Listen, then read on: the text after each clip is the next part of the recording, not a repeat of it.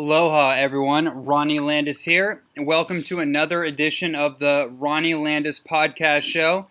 And I am also the founder of the Holistic Health Mastery Program, which is a fully comprehensive, integrative, and intuitively guided or designed educational platform for the most advanced information and education on all areas of natural nutrition and so many different nooks and crannies of that conversation. So you can find more information on that at holistichealthmastery.com. So today's interview was taking a different direction than we have in some of our other interviews, really going into the discussion about how our physical patterns, our physical mannerisms, our physical movement patterns are communication channels for what's going on within our inner world.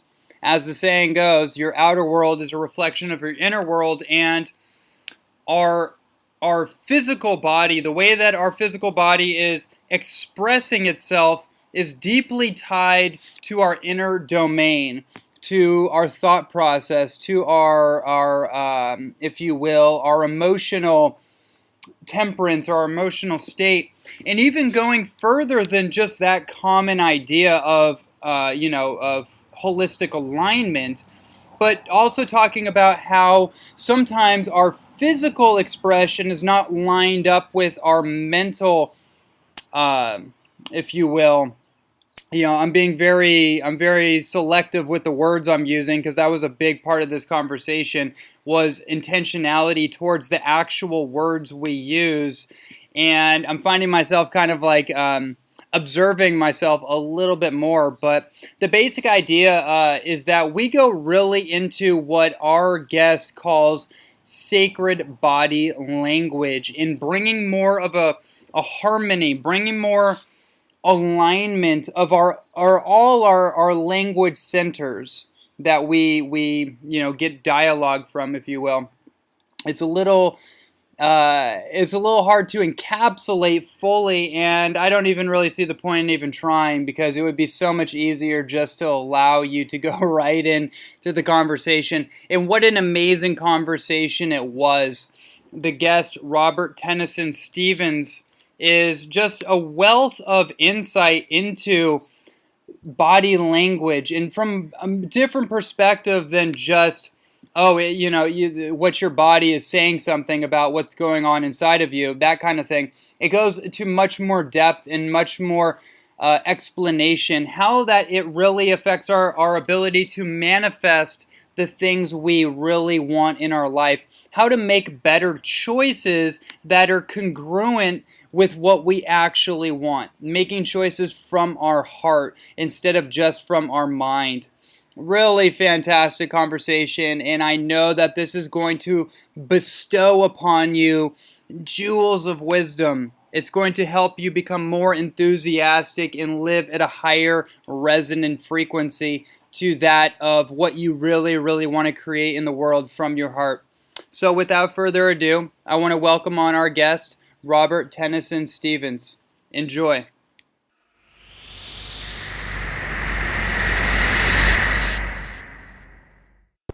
Robert Tennyson Stevens, developer and CEO of Mastery Systems Corporation, is a pioneer in the influence of language, imagination, facilitation, and body language on activating and enjoying our dreams now. In providing personal, team, and corporate facilitation and coaching for more than 30 years, Robert has developed systems for attaining heartfelt outcomes quickly. He is a masterful facilitator of individuals and organizations that choose to transform their lives into healthy, creative, loving, and fulfilling experiences. Having demonstrated the influence of thought, word, and feeling on manifestation with thousands of people, Robert created a unique curriculum of personal and professional empowerment technologies called Mastery Systems. Welcome to the show, Robert. Thank you. It's great to be with you. I've been waiting for this for a few days now, so it's awesome. Beautiful. Beautiful. Yeah, our mutual friend and ally, Carly Cruz, is definitely she was really enthusiastic about your work and brought it to me. A little while back, not too far ago, but just really was adamant that at some point we connected, and here we are. Awesome. I look forward to it. Yeah. So let's Hold dive on, I'm in. adjusting something. You know, the thing that I want to dive into with you, jumping off the bat, and I'm sure everyone listening, is what exactly is sacred body language? I understand it on a almost, I want to say, like a superficial level, but I want to understand from your perspective, from your teachings, what that is, and even like how did you get involved in this in the first place? Well, it's a huge aspect of what I use on a daily basis just for in my own life. Like, where is my hand and what am I really saying? So, I started all this some 40 some years ago, and then while I was teaching a class, I I happened to let's see, I was working with a woman. She was like 6 rows back on the right hand side toward the back of the class, and I was doing some type of facilitation with her, and what she brought up was about the way her mom saw her was something less than, she didn't like it or something. But the minute she said, the way my mom saw me, and then she touches her left cheek, about half the room, 60% of the room, touched their left cheek at the same time. And I went, what was that? So I didn't say anything to anybody, but I realized that most of those people couldn't even see her. And I realized something's going on, something amazing is going on that I'm going to learn. So every class I gave, which is literally thousands of classes over 46 years, I would just sit there and watch the movement of people's body cooperatively and individually until I realized that there's a second conversation going on. So I would, begin like the left cheek ends up being how we're seen by the feminine side of life, about what we feel. That's left cheek. Right cheek would be the masculine side. So there's all kinds of body language, and I love it all. I really do. Whether it's Michio Kushi's work or any, I love it all. I just believe there's truth in everything. I love all the meridians. What I found is it's actually a conversation from one subconscious to another subconscious. Like if you and I were sitting in the room, within about 5 minutes, you would know everything there is to know about me, Ronnie, and I would, on some level, know everything there is to know about you, other than consciously. In other words, the conscious mind isn't obviously what needs to be communicated, because we're all talking that out now.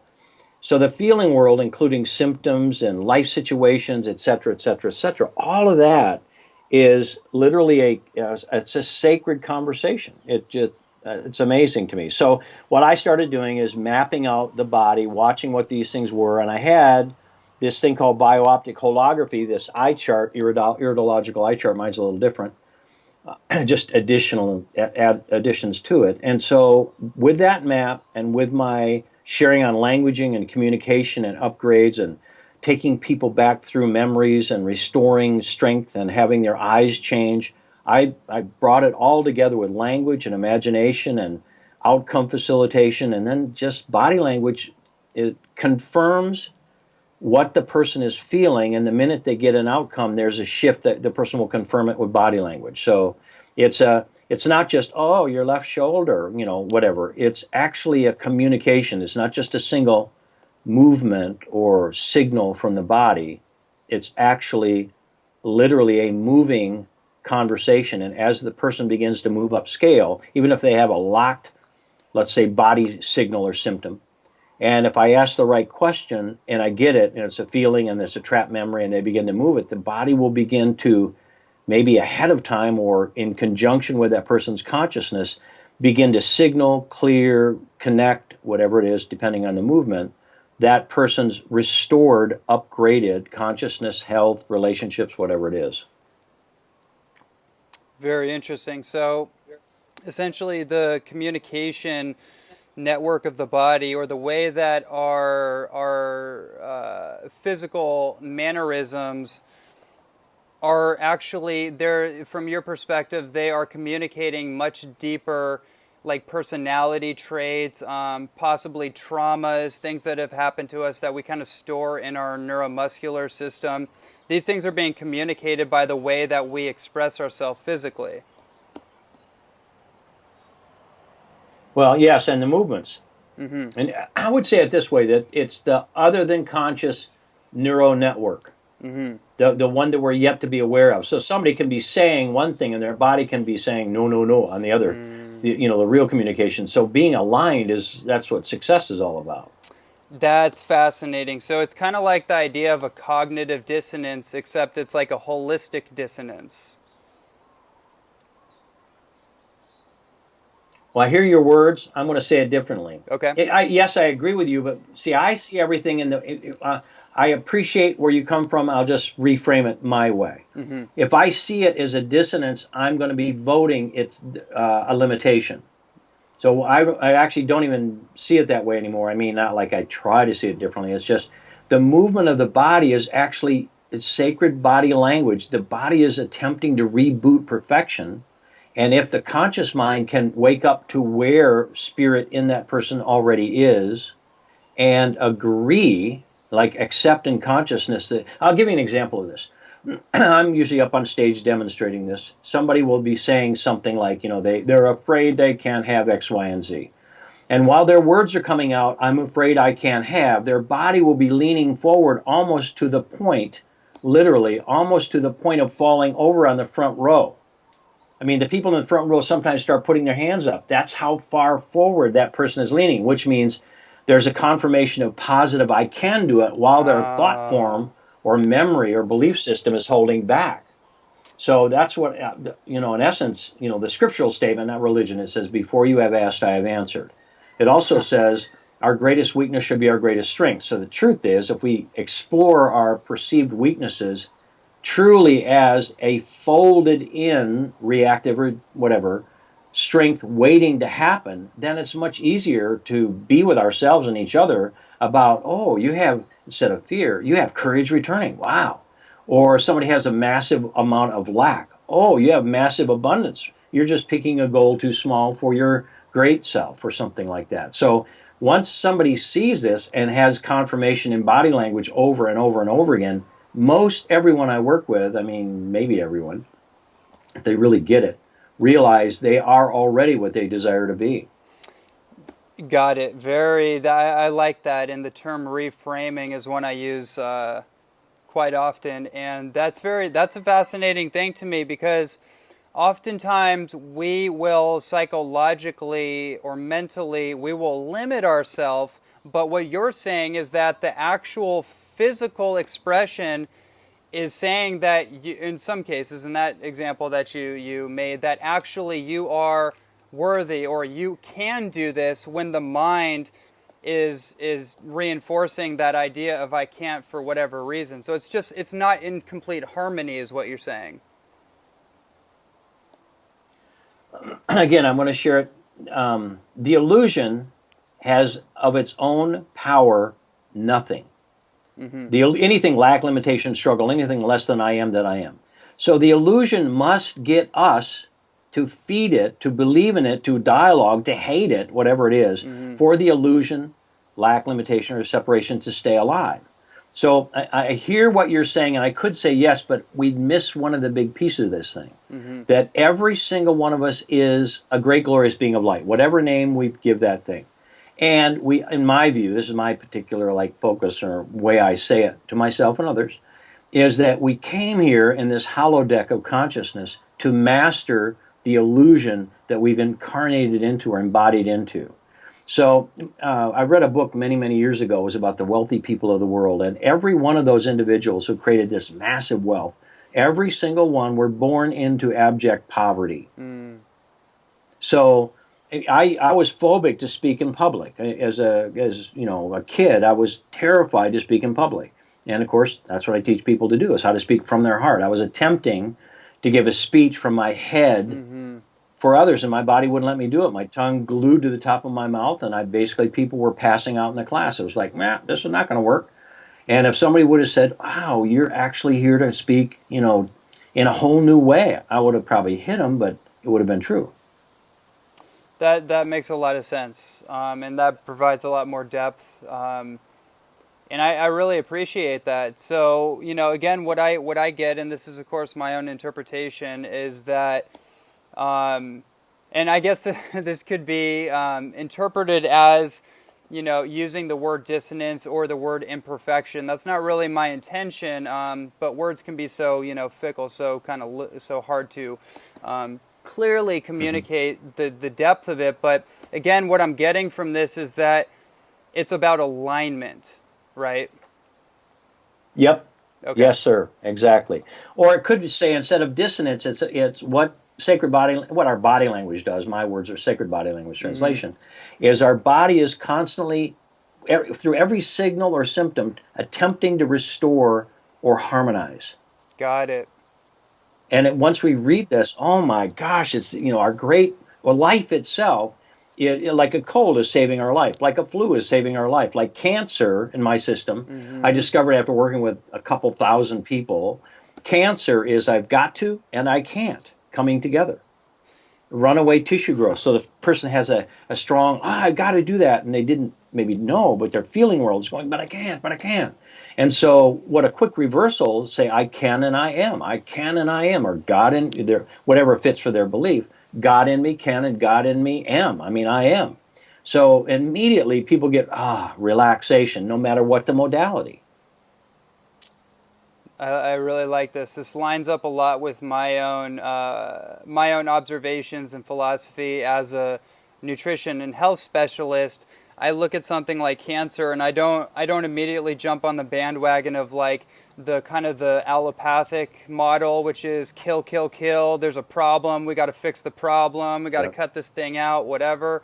My thing is that, well, actually, cancer is your guru. It's your teacher. You've created an inner environment that is not exactly supportive for oxygen respiring cells, and it's created that imbalance, and now we just need to reverse engineer that and bring it back into homeostasis. So I think that's very fascinating to kind Beautiful. of to bring. Beautiful. Yeah, because I find even in English language, it's a very, I'll make this quick example and move on. I live in Kauai now, Hawaii, and I've been immersed in the Hawaiian culture. And one of the very interesting things I talked to with one of the Kumus here, spiritual teacher, she was explaining to me that the original Hawaiian language, the oral language, was created with no negative connotation built within it. There was no conflict. There was no. Essentially it's not as linear or bipartisan, if you will, as the English language, where in English language there can be this conflict because there's this perceivable positive negative conflict sometimes. And that's why I find even trying to use words to encapsulate the depth of what you're sharing, it runs up against a little bit of a rub, because the English language sometimes is a very combative or conflicting way of expressing something. Well, Ronnie, what happened for me is in 1968, my whole thing started when I studied the Hopi language. Okay. In the Hopi language, my view is in the Hopi language, or in physics, all stress is based on space and time, which is an illusion. And in the Hopi language, they don't even have a word for now, because they can't get out of now to have to use the word now to get back to now. And at 18 years old, I'm going, what are you talking about? And so, for me, it's what I love about this is the English language. I heard what you said, and much of me agrees, but I have an upgrade potential upgrade. The language of our heart is already operating on pure speech. And our tongue, actually, right after our heart is a developing fetus, our tongue develops right out of our heart muscle. So if the fall, so to speak, the illusion happened by, quote unquote, the metaphor of eating from the fruit of the tree of the knowledge which means thinking of good and evil, and therefore falling from union or grace and becoming embarrassed and having to figure out what to do to not be embarrassed. Wow. And love is the only thing that restores us back to union and oneness. Just like I think often I reflect on studying the Hopi language back then. I know that was divine providence that had me study a language structure that they don't have actually. Like the rock is not over there. They don't have a relationship or way in their construct that they are separate from the rock, or that there's any relationship to past, present, or future, or enduring, or lasting. And so for me, again, 18 years young at that point, going, what?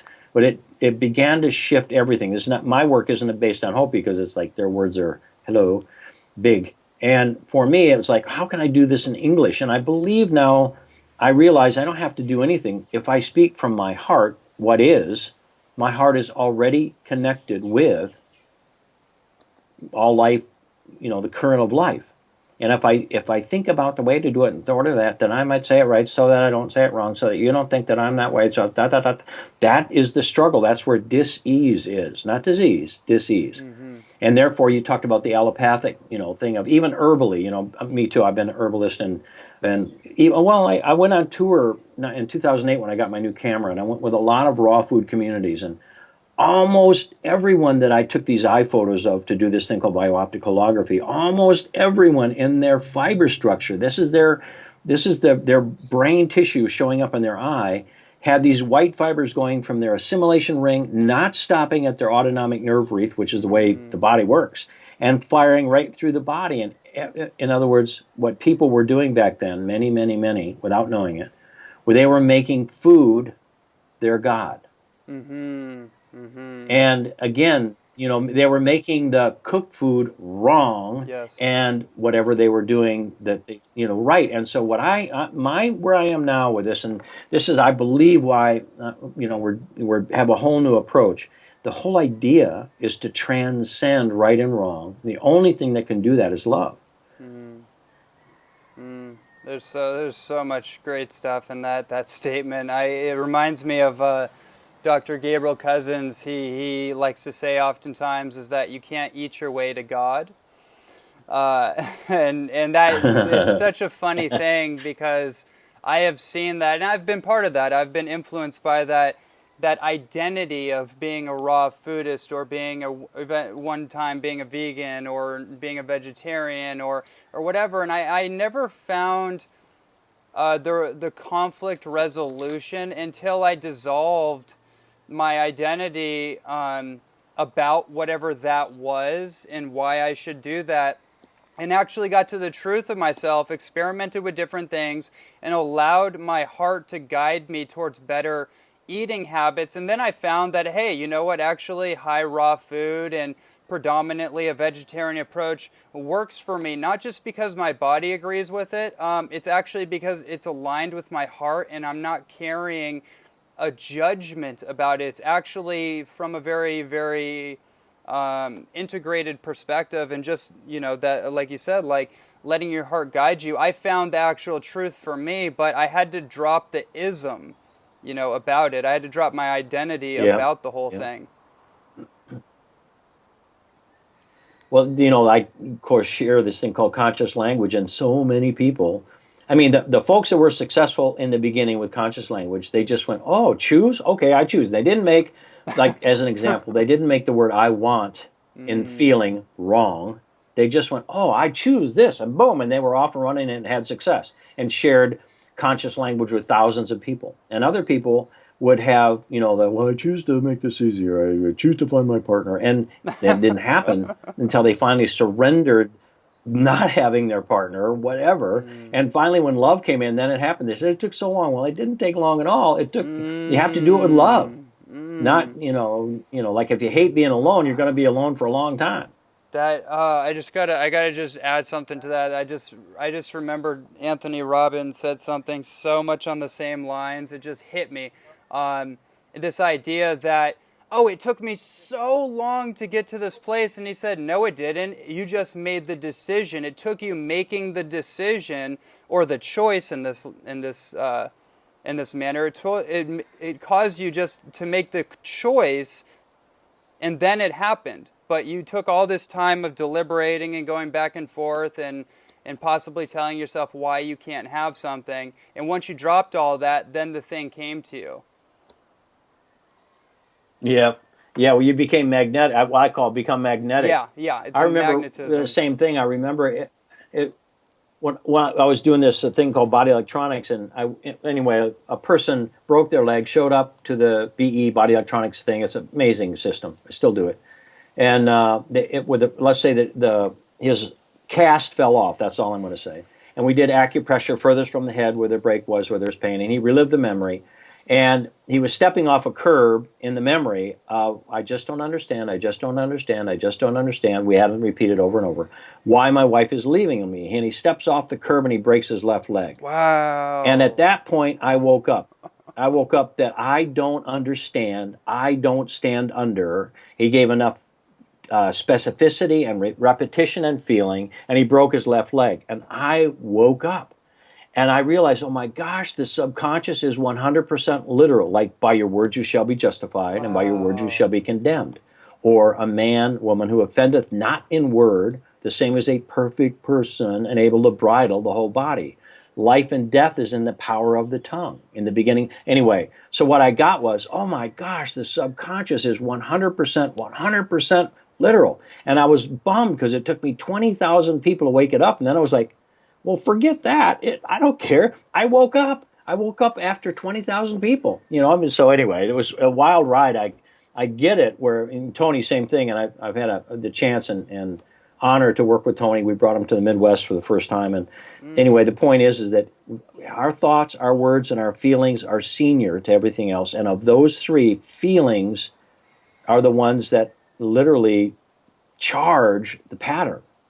So if we can get into what we feel and speak from our heart begins to reshape everything. And when we can touch something with love, love is our source code, and literally has the power to reshape anything and everything into what we choose.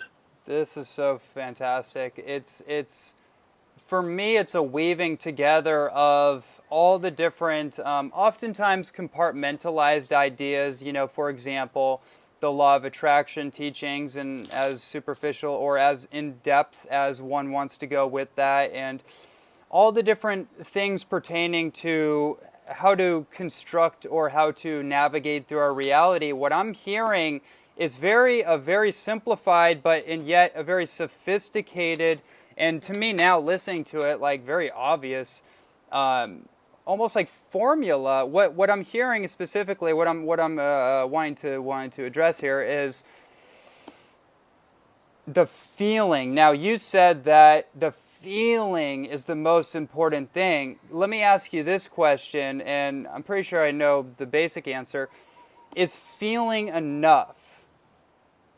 Or is there a little bit more? You mentioned also like the language, or I'm sorry, let me rephrase this and give a little more clarity.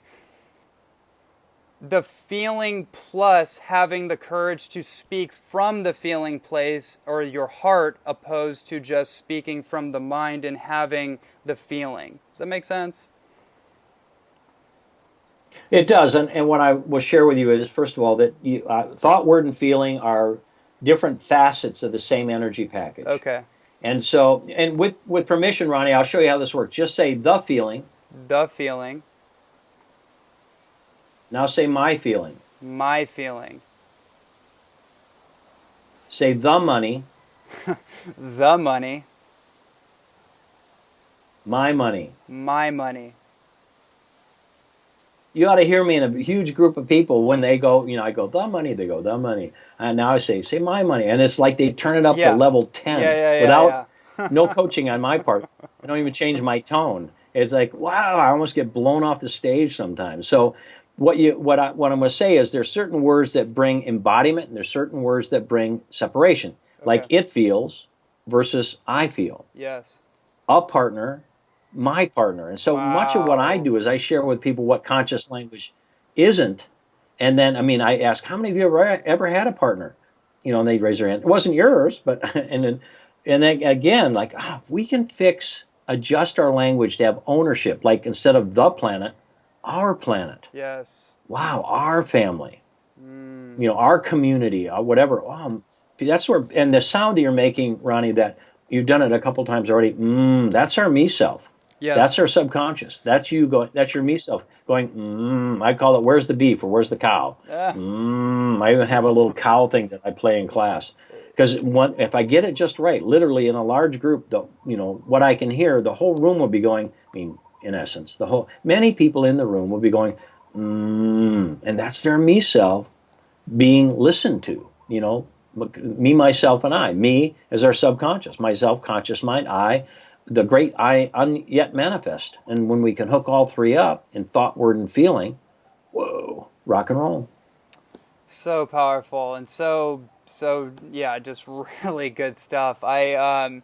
It's funny you say that you had pinpointed that when I had that kind of aha moment. My study into human design was a big deal for me, and I don't know if you've looked into human design, mechanics and that kind of Some, thing. I've got some people that are all over it. Yep. So many of my friends are just all over it. It's a wild ride. It's cool stuff. Yeah, so in their teachings is basically that noise is basically the your true self, and a lot of times we act when we, for example, when we act out of frustration, out of desperation, essentially we're participating in what's called our not self activity, which creates more of that conflict. And so that's just what came up for me when you mentioned that. It's like, allow me to use this word resonance. I really love that word so much. It resonates with me. It activates something within me intrinsically that's like, oh, that sounds like truth to me. Yeah, I agree. And I mean, I love to, that's why I love doing classes. Number one, I do them for me, and all upgrades are for me, even though I might be in the presence of other people. I admit it. And, I mean, might as well, it's all true. There's only one of us here. And when someone can be, what I realize that, the scriptural statement, again, not religion, it says, before you have asked, I have answered. That's quantum physics. That's the Wow. field of all possibilities. So if what I desire is already reaching me, and I haven't let myself accept it, whatever it is, personally, then it will create like a stress node of, oh, I need to do something in order to get that. No, you don't. That is who we are. Woo. So if I let that is really resonance, the vibration of our heart singing our true call into existence to coalesce into manifestation.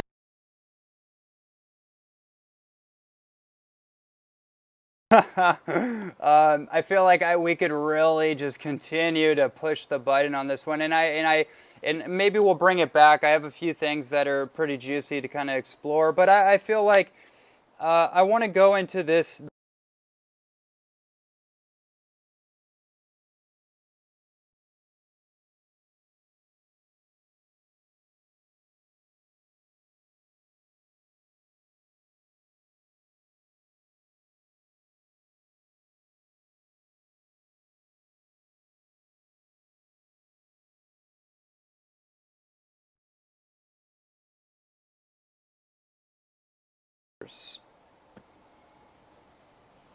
Can you hear me now? Yes. Can you hear me? Good, good. Yeah, I was like we were rocking and rolling. All of a sudden, you weren't there, or I wasn't, or whichever. But we still have good signal here. So Oh, I'm right here with you. okay, great. So did you get that part? No, I didn't get any. I Okay. was talking and it went away. So No worries. I can always edit this part. So okay. what I asked was, how does when somebody has a trauma point or a pain in their body, how does that oftentimes translate into the deeper trigger for that pain? Not the whatever, I bumped my elbow, or someone has psoriasis, or whatever you want to think of, a cancer even. What has been your experience for how that actually is able to reveal the deeper triggers? Well, I'm careful about the word deeper because all Okay. triggers are deep. And so let me Okay. put it this way, and this has been my story. This is way back, probably 38 years ago. This is when this started. I was already a health coach, reading eyes and, doing raw food and live food and all the, all those types of things. And I would get a phone call. This happened to me. I was in working with a client, and I got a phone call from one of my, or I got tap tap tap on my door. Bob, emergency phone call. It was back in 8-track days, so you get a sense of how long. No cell phones at that point, and with clay tablets is what I say. Anyway, um, I got on the phone. It was the wife of a couple that I work with, and they're on vacation. And she says that her husband is in the hospital, and they've given him 24 hours to live. And what do we do? Oh, well, she says, and what they say he has, and don't tell me what he has. Don't tell me the name of anything. Just what's the signal? What's the symptom? What's going on with his body? And so she tells me, and I go, well, ask him this question. That's what my whole thing is based on, is asking a question that elicits an upgrade or transformation. So I can hear her on the phone speaking into she's in the hospital ICU or whatever they called it back then. And she goes, honey, how did you feel? Da, da, da. All of a sudden he's bawling. She goes, oh, I'll call you back. I'll call you back. So my day progresses. About 24 hours later, I get another phone call. Well, we're out of ICU, but we're in a specialized unit, and they say that he has, don't tell me what he has. Don't tell me what he has. Just tell me the symptom. All right, ask him this question. Oh, I'll call you back. I'll call you back. And 48 hours later, I'm like wondering what's happening. I'd really like to know what's going on. And I finally get a phone call. Oh, we're back on vacation right now. Thank you very much. It all worked out. It was, in other words, a symptom is not a cause. A symptom is a call for a change in something. If we treat, I have a whole thing called 4 Forces of Health that I work on this. If we treat the symptom, address the symptom only, no matter what the modality, we can, a lot of the time, miss the causal or causation of the pattern. So as we think in our heart, so are we, so am we, then the seed pattern, and this is the depth part that you mentioned, in other words, if I listen now, I don't have to go into anything really, really deep. If I'm already really deep in a pattern, as somebody might say, in a really like life or death thing, a life and death thing is just as time to choose life. And so for me, I'm a little flippant on it, even though I've had to do this myself. Big. Like my wife did pass from black fungus, a fungal-based cancer. I was dying from the same black fungus. Killed the former owner of our home. Wow. What somebody, and so I'm a heavy hitter on this thing. I mean, I'm a massive heavy hitter on doubt. And anyway, somebody handed me a scriptural quote that said, and again, I don't do the scriptural quotes relative to religion. It's a quantum physics book. And it says, mildew is doubt. And I went, that's exactly what's going on. So 7.5 months of basically dying from black fungus.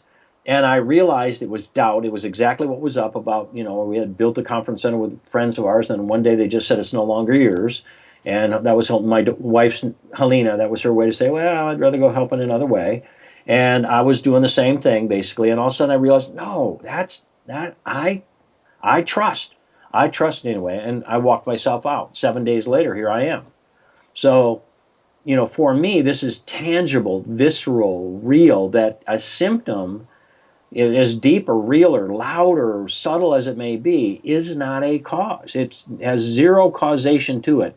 And it's the way our subconscious or other than conscious is getting our attention. If it's about finances, that's the way it's getting our attention.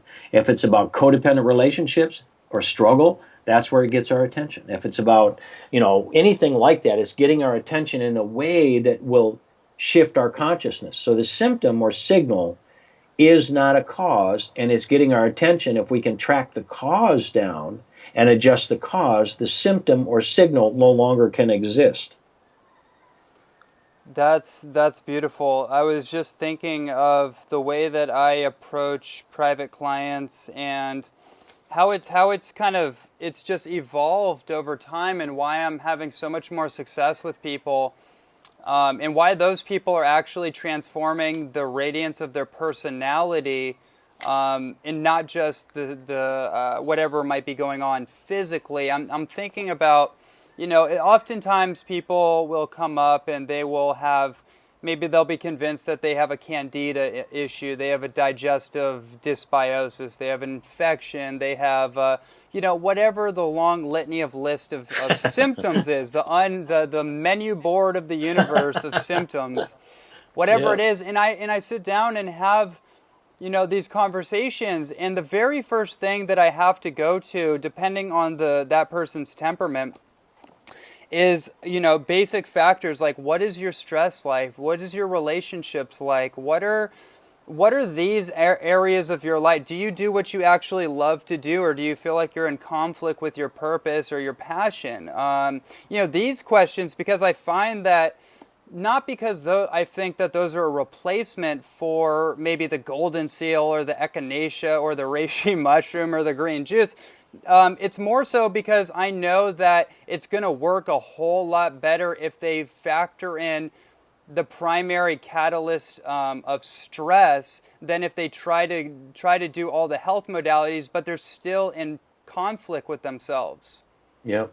Yep. What I'm going to, almost all of my herbalists that I, studied with way back were from Utah. I'm getting a little back talk right now on the recording.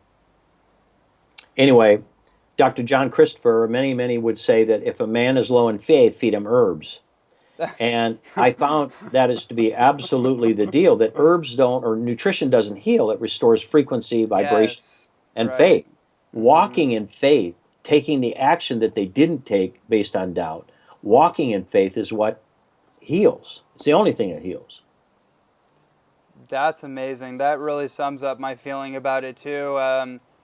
Let food let food be thy medicine, and medicine be thy food. But that is not the cure-all in of itself. It's just like you said, perfect. It restores a state of frequency where you can actually, you can walk again. Essentially, in your life, you're lightened up, so you can actually have the energy, have the enthusiasm. And my feeling is that the healing force in the universe is, like you said, a frequency of love, of HOPE, of FAITH. And once that is part of the picture and people are able to really sink into that, I just continue to see miracles arise, where their doctor or even naturopath, considered them a lost cause. Yep. Yep. I hear you. I mean, for me, just subtly to say that the people that find a remedy get healed, and then they're right back with another one. They got to go find it, and then they Right. get. For me, it's like, well, if you get to the point of restoring life force, oxygen, which is inspiration in my system, now Yes. go do something in your inspired life. Change, be made new. And if you don't, you're going to have to be back here again and again and again. Right. It's like, let me cut out the tumor and then I'm all cured. But it's like, okay, but then you go back to the same thing that caused the problem and you just keep the cycle going. That was fantastic. Okay, let me dive into this just for more specifics from your perspective. It's touching on a similar angle, but maybe you have something to a little something even further to say about this. I'm curious. Can you touch on the psychosomatic effects of prolonged states of anxiety, stress, and fear specifically? As I take a long, deep breath as you said that. Oof, So, oof. first of all, I wouldn't use any of those words in my system, because the Right, minute I do, I'm practicing medicine without the license. So, what I can say is if somebody's not in faith, they're going to be in the lack of faith. And so, if I avoid what my heart tells me to do, I'm going to get kicked around. In whatever way, I'm going to get kicked around. But the very instant I will be obedient and take action to my heart, or anyone else does, and instantaneously there's a return of life force, light, oxygen, nerve supply, the endocrine system begins to work again. Let's say calcium and magnesium go back into solution again. The enzymes in the body will begin to receive life because life is being acted upon and enjoyed and received. And so, again, scripturally it says, let the weak man say, I'll never get strong. No, let the weak man say, I am strong. I believe that's the totality of the law on this topic. So if somebody has sugar imbalance, I enjoy the sweetness of life. So what I've done is find many, let's say, prime the pump options for people to begin to, and if I get it just right, even if let's say somebody's got some sugar imbalance in whatever way they do, hypo, whatever it is, And they just realize, yeah, man, I mean, oh, it wasn't okay to be happy in my family. It wasn't done. Well, so, well, now that you're out of that family and you're in your family, and this is your body, and they'll finally, with lots of tears, go, you know what? I get to forgive this one and this, and I choose, this is the beginning of manifestation, I choose to I choose to give myself permission to enjoy my family or my wife or my children or my health or my own genius or whatever it is. Boom. We have turned the table. Now, if they'll keep on trucking, which is what most of my systems are about, designing what our life is now that we are thriving in that new way. Beautiful. Yeah, it's a common thing for us to compartmentalize or to segregate things. You know, you made a great example with the sugar issue, quote unquote. See, it's kicking in right now. It's interesting because we have a dietary agenda or a diet propaganda where we say that you can't have this. You are not allowed. You really want it, and you're craving for it, and instead of giving someone an upgraded solution, like, hey, why don't you try a superfood smoothie? Why don't you try, a better form of sweetener, for example? Instead of that, it's like, no, you can't have this. You're bad if Yeah. you do. You're a bad boy or a bad girl, and I see it all the time with people that they have this like, I can see it's like a twitch in their eye or something. So like even I pick up on it when I tell people. I'm like, no, it's actually okay. Like, work with your habits. You're allowed to do anything you want, just so you know. Like, you're sovereign, you're liberated. You can do anything you want. These might be better options, but people kind of like they it's almost like people feel like they need permission to make a choice. Do you find that at all? Yeah, you're describing. I can hear myself going. Blah, blah, blah. You're describing in my system the whole struggle with right and wrong. So for me, Yeah. I say that if somebody's going to take something that they thought was cheating, I say bless it and treat yourself. I mean, I remember a young couple brought their grandfather in. He was 90 some years old, and he had like 20 cigarettes a day, 2 pieces of pie, and 9 cups of coffee every day. That's all he ate. And they said, oh my gosh, he needs to see you and get on a good nutrition program. And I said, no, he doesn't. He's doing really well at 90 some years old. He has made that stuff right. I mean, obviously it's feeding him. Don't go take his class. Anyway, so it was pretty funny. So for me, what I realize is the more somebody can love where they are, I have this training called All For You. And the core of that is to transcend the right and wrong. So if I have fear, my basic tenet is, hey, fear, I love you just the way you are. It's okay. I love you. Come and sit at my table. I don't have to believe in you, but I don't have to get rid of you. You're not bad. I don't have to go shoot you. And then when my love touches fear, it will literally turn into faith. Or if I have shame, all right, shame, I love you. Come and sit at my table of life. Just the way you are. All of a sudden, shame will turn into pure, proud, or honored, or respected, or cherished. Wow. So again, when somebody does this at 3 or 4 or 5 things that are coming up for transformation without making them wrong and trying to do it more right, miracles happen. I see. I was just thinking about this amazing book. My friend Steve Adler and David Wolf actually turned me on to this years ago. Glenda Green's book, Love with No End. And in that book, a very interesting phrase comes out of it, which is, death is a clearinghouse for false identities. And, after consistent meditation on that idea, I find it fascinating. And I'm just curious, what your perspective is on the, you probably see this in your life or in other people's lives, but I'm sure in your own experience of the difference when you're fully immersed in what you love and you feel truly aligned with who you are on the planet. Trying to find a word opposed. You know what I mean, though. In contrast to not doing what you truly love to do, in this case being a false identity. Well, there's only one piece, and that's obedience to our heart. Mm-hmm. That's the only piece. So if somebody's not going to do what their heart's telling them, or I don't want to know, or it's too much, or I can't take it, we just don't do that in my family, or whatever the story is. What I say is, we are not our bodies, we are not our stories, we are not our families. We came here to master these experiences as great, glorious beings of light. Period. So that's my particular approach. So if somebody again has a life-threatening situation where they also have a speeding up. Like if I can touch fear. I touch, I breathe, I stay, I feel are the 5 aspects of re-embodiment that I use. So if I can touch my fear will speed me up to my courage and faith and trust and security and confidence. So fear is not bad. And if I can touch it and stay and let it be okay, it will speed me up.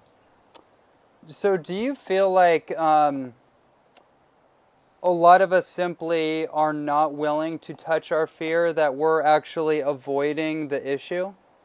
I would never answer that question because I would confirm it. Okay.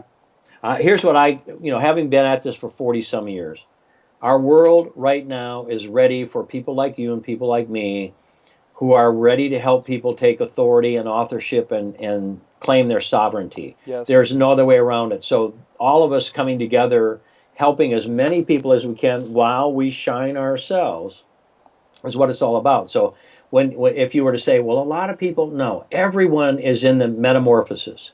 Where they are is not who they are. Yes. If they're in fear, that's not who they are. Fear is actually being pushed to the surface by courage and faith. So as long as I can see it that way, I'm a great help to people. I tell people, if you're going to go to somebody, find out if they've transcended or changed or been victorious in this situation. If not, go find somebody else, or just go to your own heart or something. Mm-hmm. There's craziness in the world right now, but it's so loud, this craziness, because it's over. And love is coming on board strong, and I am that I am is coming on board strong. The illusion is just vibrating loud because it's doing its death dance. Yeah, that's hilarious on so many levels for me. I often feel the calamity of the world, quote unquote, if you take that perspective. I know you don't, but just what we see in the world when we get into that mode of like, oh, it's entropy, right? It's all breaking down, it's going into chaos. Well, how is if it's all entropy, then how are new babies being born? How are trees levitationally growing? I mean, I'm right now, in my view, what I'm looking at right now in my outside office patio is like color therapy. It's unbelievable. And it's just seeing that cycle, that cyclical nature of life. So the common viewpoint for a lot of people, and I me too in this, of course, and I've had to continually grow through this, is that things are breaking down. But if that were the only thing going on, then how is life flourishing at the same exact time? Well, and how's about instead of a lot of people, or what? How about let's just call it like it is, like Right. life. From the I love the idea. From the seen, everything that's manifest in the seen world is manifest from that which is unseen. Everything that's manifest in the visible world is manifest from that which is invisible, which means inner visible. So where we are right now, the purpose of having the internet and Facebook and all this stuff is so we can come together and we can, as a global agreement with love, reshape our planet collectively into what feeds each one of us individually, which is our job, and harmoniously with each other. And we're at that point now. I believe that's why you have all the tools you have. I have all the tools I have. Our David Wolfs of the planet, our Tony Robbins, all these glorious human beings have been building a structure so that as we come together and remember, instead of saying, a lot of people don't, or we can't, or they're fine. No, it's like, what are we going to reshape this into? Yes. So, and heaven on earth is the only thing that's good enough for all of us. So what I hear you say is that it's a unified reality. I even caught well, I didn't reframe it, but I even felt inside myself when I said a lot of people. That's almost like a default statement in terms of like, oh, them, but not me. Like we're all unified and collectively together in everything. Like we're one with the planet. So that's what I'm hearing you say and kind of reframing for me. Well, Scripture, and again, not religion, it says, if ye are not one, ye are not mine. And it's quantum physics. I mean, it's just so well described. So whatever it also says, whatever you give unto the least of these, like in Huna, Kahuna, Max Freedom Long, Ho'oponopono, Dr. Yu Lin, whatever we give to our own feeling world, we give to all life everywhere. So whatever you've done unto the least of these, God says, you've done unto me. So by you, Ronnie, loving all of you, you're blessing the entire planet, including me. And same for me. That reminds me of a Michael Beckwith quote. The last time I went to, Michael's a good friend and colleague, and I went to Agape before leaving LA for Kauai. There was something that he transmitted that just floored me, and I took it away with me to this conversation, it looks like. And it was basically, I'm going to try to get it verbatim. It was so good. He said, although we are critical of the country we live in, we are also in celebration of the privilege that we have to be in it. I was like, oh. Yeah, Michael, boy, he can really rock it. He's an amazing human being. Yeah, so even though I am critical of certain things, I still have the perspective, I still have the awareness that I am so privileged. We are all so privileged to be in the situation that we are, even though certain things that we may not like are happening, we can take a higher perspective. And the reality is, I mean, this is the greatest time to ever be alive, ever. Yes. Yes. And I might offer there, an enzyme, you know all about enzymes. Enzymes are a unipole. They don't have a positive and negative. They just have life. And instead of being critical and appreciative, there's another way. You could simply be life or transformation or a flame of transformation. And then, that's what life is. That's why life goes on, is be a flame of transformation. I do this thing I call Master of Commitment. And when I share with people about a commitment, the word commit doesn't mean like an outward action. It means to come it, to bring it. And the commitment of the sperm and the egg are still going on in every temple living on our planet today, the temple of the Most High living God. So if we can just touch in our own being and love, we will connect with Spirit's commitment for our full, glorious life lived all the way potentially onto the ascension, if somebody has that in their consciousness. So good. So good. I feel like I just got a little bit of a coaching session from you. I'm going to be definitely going back over this conversation many times and picking up the nuances and seeing how it reframes my own sacred conscious language. Thank you so much for being on the show. And if there's anything that you would like to relay to the audience, what would that be? Love always wins. I can definitely get on board with that. Fantastic. Where can people find out more about you and your work? MasterySystems.com. MasterySystems.com. Yes. Wonderful. Beautiful. Ronnie, thanks for having me. A great being with you, my friend. My pleasure. Really an honor. There you have it, everyone. Thank you for tuning in to another edition of the official Ronnie Landis podcast. And with our incredible guest, check out his work. And if you made it this far, I'm assuming that that's exactly what you're doing right now. I am definitely going to be diving into that myself. Thank you guys for listening in, and we'll see you on the next episode. Aloha.